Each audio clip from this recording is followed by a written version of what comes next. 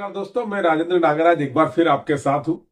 अब देव उठ चुके हैं और शादी और विवाह समारोह सब कुछ चालू हो चुके हैं। निमंत्रण कार्ड बंटना चालू हो चुके हैं। अब ये जो कार्ड है, निमंत्रण कार्ड, ये किसी के लिए खुशियां लाते हैं तो किसी किसी को दुखी भी कर जाते हैं। खुश करने वाली बात तो समझ में आती है, लेकिन ये दुखी कैसे करते हैं, मैं आज यही बात आपको। कुछ निमंत्रण कार्ड ऐसे होते हैं जो आपको देने के लिए तो बने होते हैं, लेकिन आपको दिए नहीं जाते। वो दिए जाते हैं किसी और को, और उनको ये कहा जाता है कि जब आप उस मोहल्ले में जाओ, उस गली में जाओ, तो भाई साहब को दे देना।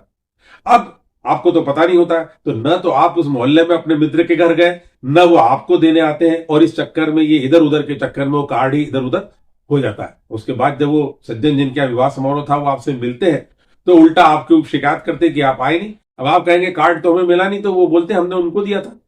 तो उस चक्कर में वो कार्ड आपको जो मिला नहीं, उसकी गलती भी आपकी मान ली जाती है। इसलिए मेरे सुझाव को माने और अपने जितने भी दोस्त हैं उन सब के घर जरूर आप 8-10 दिन में एक बार जरूर जाके मिल लें और उनसे पूछ लें कि भाई साहब हमारा कोई विवाह कार्ड आपके यहाँ तो नहीं है। दूसरी तरह का निमंत्रण कार्ड होता है, मैं उसके बारे में आपसे बात करता हूं। उसमें क्या होता है कि जैसे ही आप सुबह उठ के अपना दरवाजा खोलते हैं तो बाहर आंगन में अखबार के साइड में आपका कार्ड भी पड़ा हुआ दिख जाता है, क्योंकि रात को कोई उसको फेंक के चला जाता है। अब जब कार्ड उठाओ तो वाकई में ऐसा लगता है कि जैसे किसी ने जोर से चाटा मार दिया हो। और उसको जब कार्ड उठाओ, उसको पढ़ो, फिर ऐसा लगेगा, मन में ये भावना आती है कि शायद सामने वाला आदमी कह रहा है कि अबे वो भुक्कड़, तो शादी में आ मत जाना, अपने घर में ही रहना, ज्यादा सुरक्षित रहेगा। कतई उस शादी में जाने की इच्छा नहीं होती है। अब तीसरी तरह के निमंत्रण कार्ड में क्या होता है कि जब भाई साहब सज्जन वो आपके यहाँ जब देने आते हैं तो उस पर आपका नाम नहीं लिखा होता है, वो कार्ड वो आपको दे देते हैं। कार्ड बहुत आकर्षक होता है, सुंदर छपाई होती है, सब कुछ।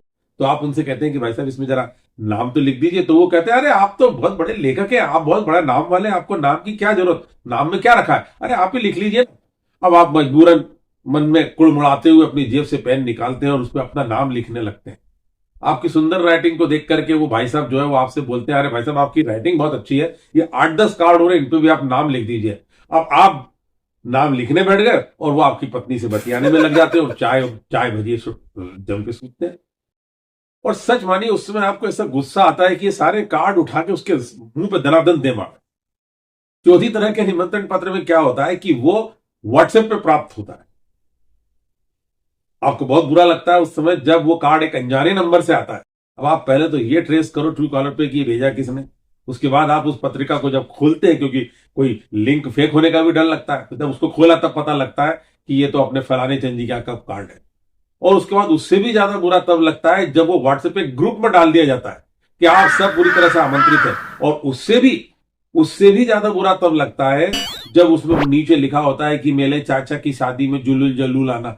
अब पांचवी तरह का जो कार्ड होता है उसमें क्या होता है कि वो सज्जन जो आपके कार्ड देने आते हैं, वो जब आपको कार्ड हाथ में थमाते हैं और आप पढ़ते हैं तो देखते हैं कि उसके अंदर आपका नाम ही उन्होंने गलत तरीके से लिखा हुआ होता है। अब आप जब उनको कहते हैं कि भाई साहब इसमें आपने नाम गलत लिख दिया, तो बोलते हैं अरे हो गया होगा, गलती से आप ही ठीक कर लो। फिर से आप अपना पेन उठा के फिर से उसको ठीक करने लग जाते हैं। इससे ज्यादा अपमान भी कुछ नहीं हो सकता। एक तरह का और कार्ड होता है, उसमें क्या होता है कि आपको ये पता लग जाता है कि पूरे मोहल्ले में इन सज्जन का कार्ड बढ़ चुका है, लेकिन आपके घर नहीं आया। अब आप बड़ी बेचैनी से कई रातें गुजार देते हैं, 2-4 दिन गुजार देते हैं कि वो कब कार्ड मेरे यहाँ आएगा। और बहुप्रतीक्षित कार्ड अब क्या जब आता है उसके पहले आप उन सज्जन को 10 बार गालियां दे चुके होते हैं।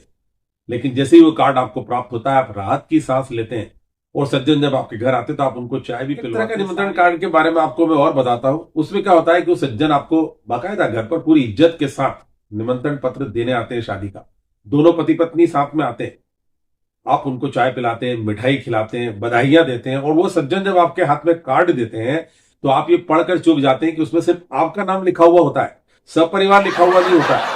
मन ही मन अंदर ही अंदर आप बहुत ज्यादा गुस्सा करने लग जाते हो, सोचने लगते हैं कि यार मेरे यहाँ की हर शादी ब्याह में मैंने इस व्यक्ति को सपरिवार बुलाया और इसने मुझे सपरिवार बुलाया ही नहीं है। खैर आप मन मार के कुछ कर तो सकते नहीं है, वो कार्ड चुपचाप रख लेते हैं। और गुस्से में फिर आपके ऊपर फिर होता है कि आप वहां पर अकेले भी जाते हैं या नहीं जाते हैं। निमंत्रण पत्र का तो हल्ला गुल्ला अपन खत्म करते हैं। अब मैं आपको बताता हूं कि सबसे ज्यादा खुशी और सुखी तो वो तबका होता है जिसको किसी के निमंत्रण पत्र मिलते ही नहीं है, वो कुछ रास्ता देखता ही नहीं है।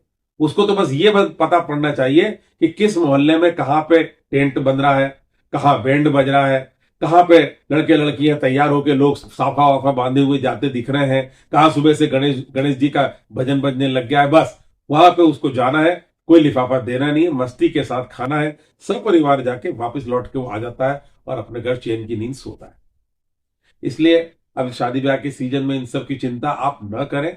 और यदि कोई आपके घर कार्ड देने, आप सबसे मेरा निवेदन है कि यदि कोई आपके घर पर कैसे भी आए, किसी तरह से भी आए, कार्ड यदि कोई आपके पास आता है किसी के शादी ब्याह का, तो उसकी खुशियों में अवश्य सम्मिलित हुए, सारी बातों को भूल करके, और उनके नए दूल्हा दुल्हन के उज्जवल और सुखी भविष्य की कामना करें। पुनः आपसे मुलाकात करूंगा, तब तक के लिए नमस्कार।